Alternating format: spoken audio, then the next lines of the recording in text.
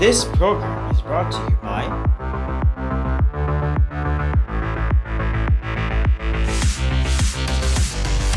presented by ACA Brace Production and Marketing Incorporated in cooperation with PHILEXPORT, Philippine Chamber of Commerce and Industry.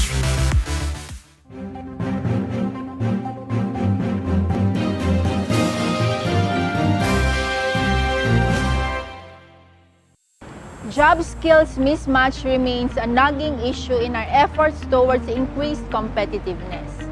This becomes more acute as we enter the fourth industrial revolution. With new and existing policies and laws such as apprenticeship, K-12, and the Ladderized Education Acts, are we finally addressing the gaps? Do we now have the skills and competencies towards responding to the challenges of this era?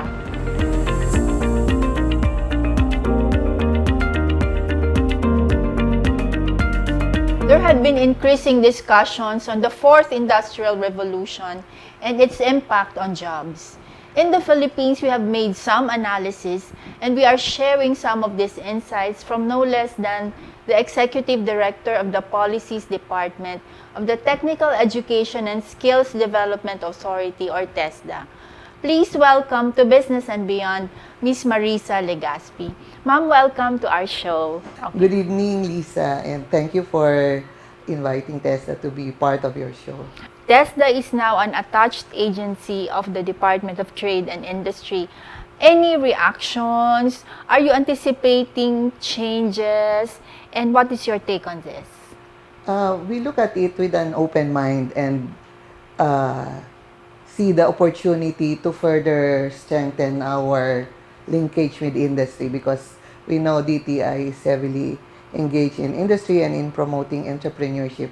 While we have been coordinating closely already with DTI, and in fact, DTI is part of the TESDA board, which is the policy-making body of TESDA.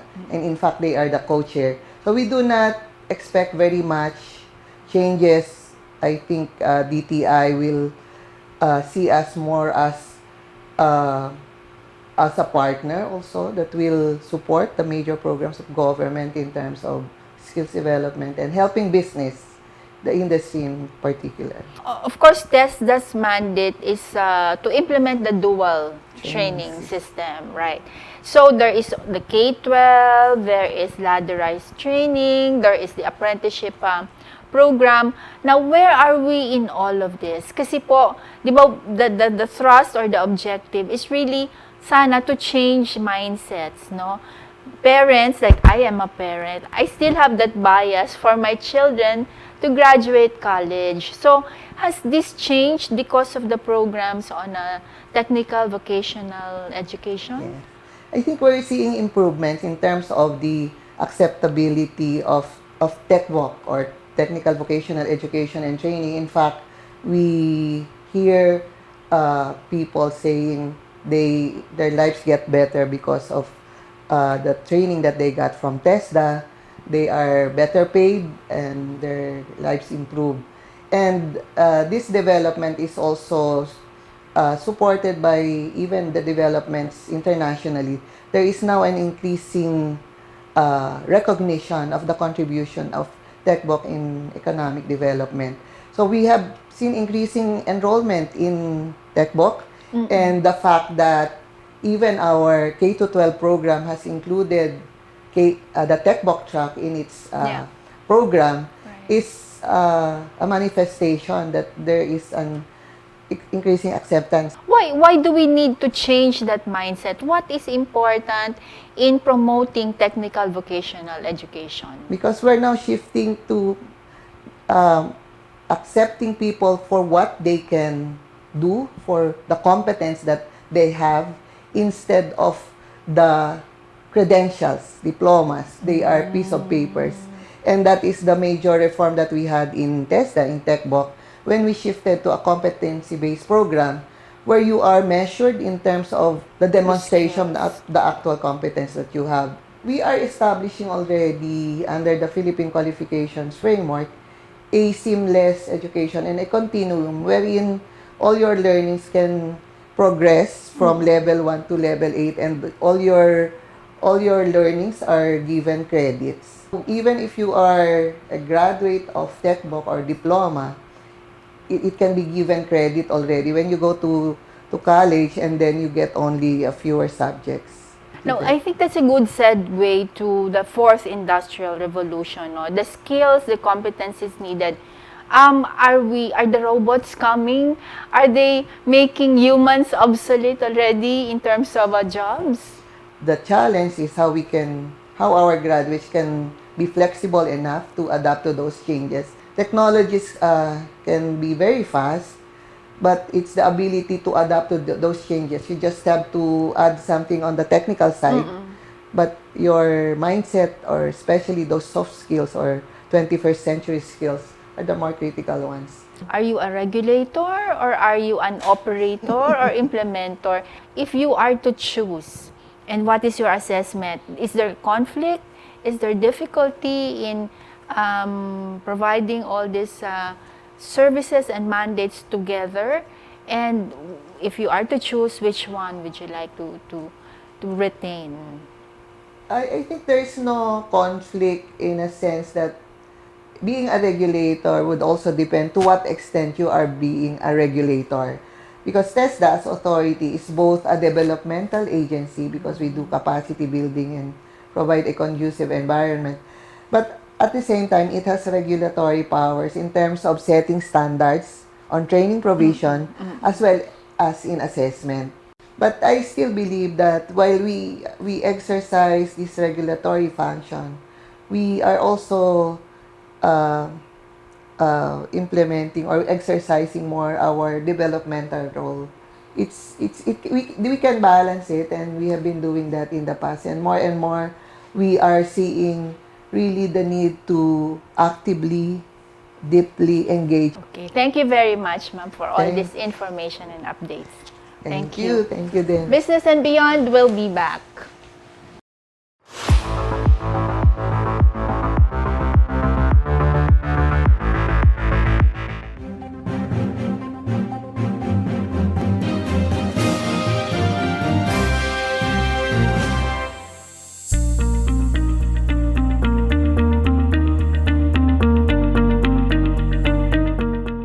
Well, for the furniture industry, there's a big impact in terms of competition because all our competitors are now going into the innovation.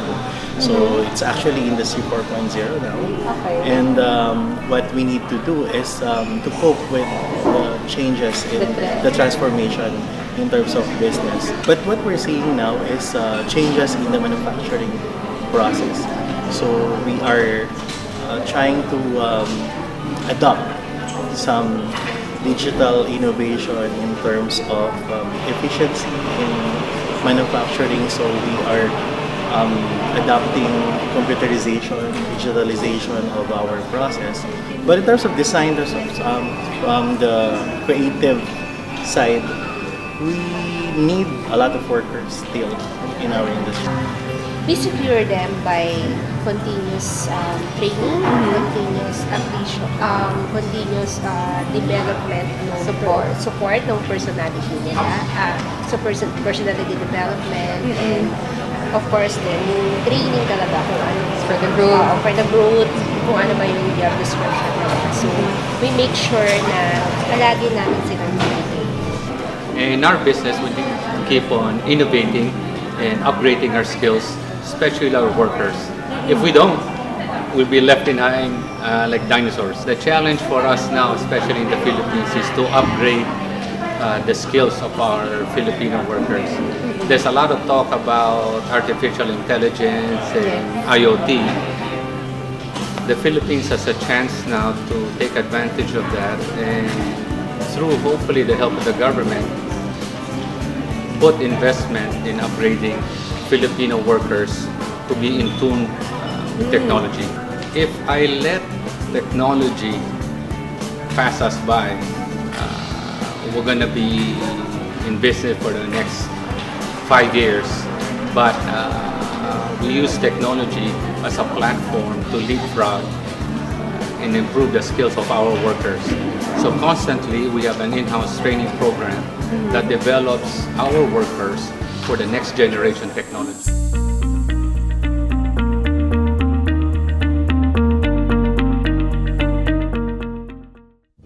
A total of 41 fellows recently joined the prestigious roster of world professional graduates of the Academy of Multi-Skills. The Academy of Multi-Skills, or AMS, is an internationally recognized institution that specializes in producing multi-skilled professionals. Since 1995, AMS has grown into 15,000 members worldwide. AMS is registered under the United Kingdom Register of Learning Providers, a member of the Confederation of Professional Awarding Bodies. It has been encouraging cultural diversity, creativity, and intellect to create lasting impacts to the society. During 2018 global conferment of the Academy of Multi-Skills, United Kingdom in the Philippines, some of the country's distinguished personalities in different fields have received their honoris causa. The completion was celebrated at the Manila Golf and Country Club with other graduates from Southeast Asia. Dr. Herbert J. Wooler, President of Academy of Multi-Skills, expressed his joy in welcoming the newest batch of AMS roster of top world professionals and achievers. He encouraged the graduates to continue being service in their respective fields. The business community is indeed very excited that there are so many conferred as doctorate fellows and the others fellows. This is to prove that we have so many in education, in business, that really excel. And this is an inspiration because all the graduates are even going to work harder to share to our community. Congratulations to all who graduated. Yes, first of all, I would like to thank the Academy of Multi-Skills, United Kingdom, for conferring me this doctorate fellow. No? Ito po ay isang napakalaking karangalan para sa akin. And this gives me pride and honor for myself, not only for myself, but also for the whole organization of the Philippine National Police, which I lead as the Chief of the PNP. No? At ako po ay nagpapasalamat at nabigyan ng recognition yung aking pwesto, yung aking ranggo, at yung aking natapos sa aking pag-aaral, and of course yung aking paglilid sa Philippine National Police as the Chief. Maraming salamat po. Well, I'm very happy to participate in this conferment of a doctor fellow recognition. I'm humbled by the occasions wherein there are so many well-known people in business who in their own rights have quite an achievement. I think the Academy of Multi-Skill is doing this really to promote for people who are in their stature to contribute their time to society. There are multidiscipline among the awardees, and I think each of them, in one way or the other, can really do their whatever they're good in and contribute to society, to country, and to fellow men. Thank you very much.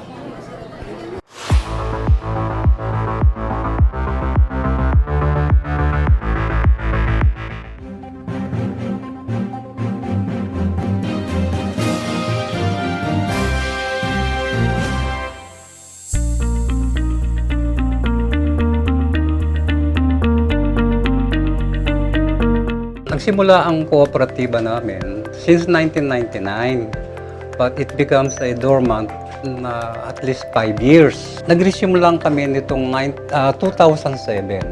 Ang profile ng aming mga miyembro ay yung mga stallholders, vendors sa mga ambulanting vendors, and then workers. Ang scope ng aming operation is 1 kilometer radius mula rito sa palengke. Sa ngayon, ang majority na nagko-comprise nitong mga miyembro ay mga informal. 332 yung aming regular member. Dalawa kasi ang klase ng aming mga miyembro, associate and regular members. Yung associate members, Usually, we only cater those associate members as savers. Hindi kami pwedeng mag-cater ng ibang tao na hindi miyembro. Kaya nire-require namin sila na maging miyembro. So approximately, nasa mahigit 15 na members ang nag-a-avail ng P3. Ang delinquency rate namin dyan, nami-maintain namin sa 12 to 15%. Sa napansin ko for the past 6 months to 1 year, lumaki naman ang kanilang let's say kung dati nagtitinda lang sila ng certain amount na ganito lang ang nahahango nilang karne, ngayon lumaki. Pag nailagay ka sa P3, number 1 payer ka. At ang capacity to pay mo maganda. Kung ang share capital mo nakaka-avail ka ng 200, so mga 50,000 ang iyong share capital. Ako po, since 1990, kami pong mag-asawa, na-avail po namin yung maximum na 200,000. Kami po, karamihan po kasi ng aming mga nirarasyonan ay terms at kailangan talaga po namin ng kapital para yung kanilang mga order, maliban sa mga natitira naming paninda, madagdagan. Gusto namin maging mabuti kami. Halimbawa, kapag umiram ka, nagbabayad, nakakabayad kami. At mabilis po yung proseso ng pag-iram, lalo't igit alam nila na kami ay talagang ginagamit yung pera para sa negosyo. Sa ngayon po, meron kaming 8 tauhan. Kanya salamat po, tamang-tama, merong P3 na dumating sa co-op namin. Ito yung isang malaking tulong. Kasi kung sa bangko ka pupunta, marami pa ho inihingi ang bangko. Kung iiram ka sa Bombay, masyadong malaking interest, hindi ho kayang i-cover nung kikitain. Hindi ho katulad ng P3, kanya kami isang malaking biyaya ito. We think positive na we can survive this year because of the additional puhunan sa P3 instead from other sources. Nag-times 3 po siya doon sa regular na kinukuha naming example na 10,000. Medyo nakagaan po kami ng 30. Yan. Binigyan po kami ng 30. Medyo lumaki-laki po yung puhunan namin. Well, ang aming kooperatiba ay meron pong 28 taon na po. Ang members po namin ay meron na po kaming 1,000 at ang karamihan po sa aming mga members ay mga vendors po dito sa Divisoria. Binigyan po kami through DTI ng ating kagalang-galang na Pangulong Rodrigo na sa mababang patubo. Binigyan lang po kami ng 2% lang po sa isang taon. At ito po naman ay pinapasa namin sa aming mga kasapi sa pagbibigay po ng 3.5%. Nababayaran po nila ito sa loob ng 100 araw. Well, itong loan namin, tinatawag po natin itong productive loan. Ang ibig po sabihin nun ay para gamitin nila sa negosyo para lalong lumago.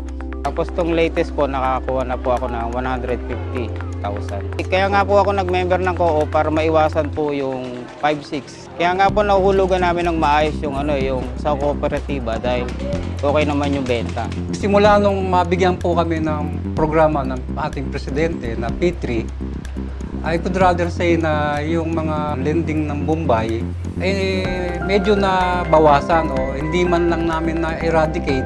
Kung let's say merong 5 Bombay, siguro ngayon mga 2 na lang.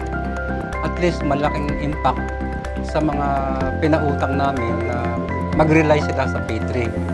Kumpara mo nga naman yung kanilang interest, 20%, samantalang sa atin, 6% lang within 3 months, 2% lang per month. So, malaking tulong sa ating mga manininda ang programa ng gobyerno. Sa mga miyembro po ng kooperatiba, manghiram lang po kayo, mag-loan lang po kayo sa P3 dahil malaking tulong po ito sa mga katulad nating naghahanap buhay. Pinagagaan po yung negosyo natin, ang kinikita natin, nakakatulong din po sa pamilya.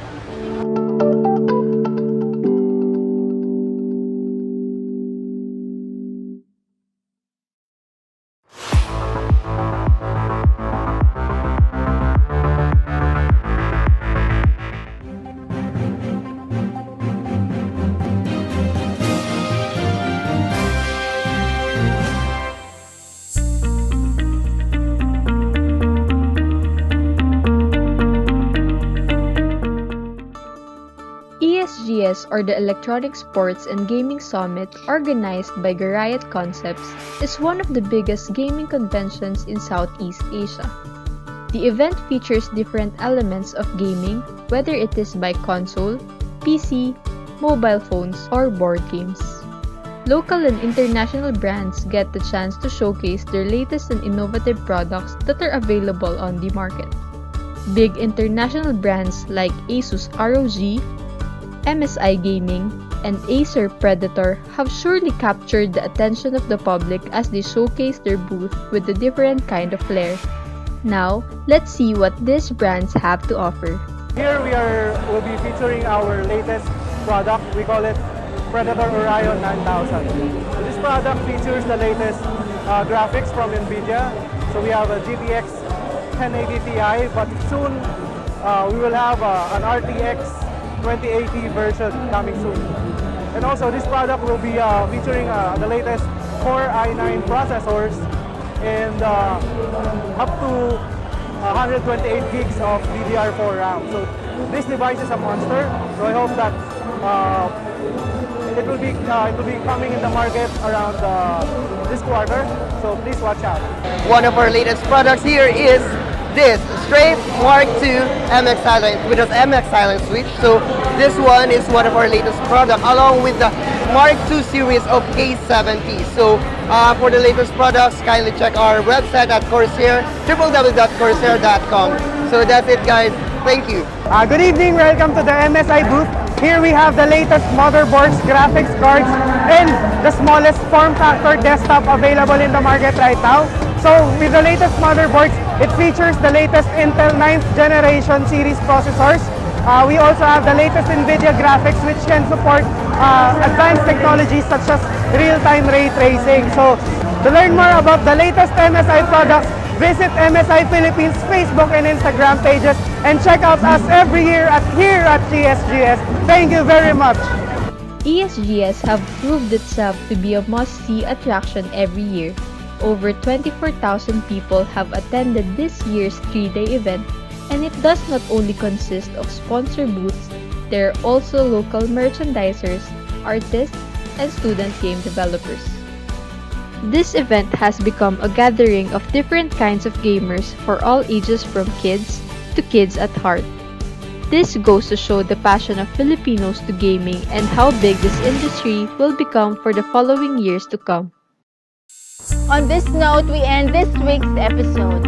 Join us again next week, same time, same channel, for more of our interesting discussions. We'd like to know your comments and suggestions through our social media accounts. Remember, connections matter here at Business and Beyond.